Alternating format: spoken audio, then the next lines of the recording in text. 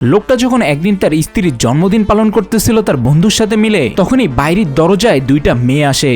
লোকটার বন্ধু দেখে এটা ভয় পেয়ে যায়, কেননা এই দুইজন ছিল এই লোকটার আর দুইটা স্ত্রী।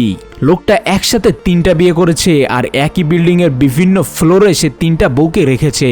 সে যখন অফিসে যেত আস্তে আস্তে ঘোরাঘুরি করতে গিয়ে এই তিনজন মেয়ে তারা বন্ধুত্ব করে ফেলেছে, কিন্তু তারা তিনজন জানেই না তাদের একজনই হচ্ছে স্বামী। যেহেতু এই বার্থডেতে তার আরো দুইটা বউ চলে এসেছে, আজকে সে কিছুতে বাঁচবে না, ধরা পড়েই যাবে। যার কারণে এখানে সে দৌড়দৌড়ি করতে থাকে।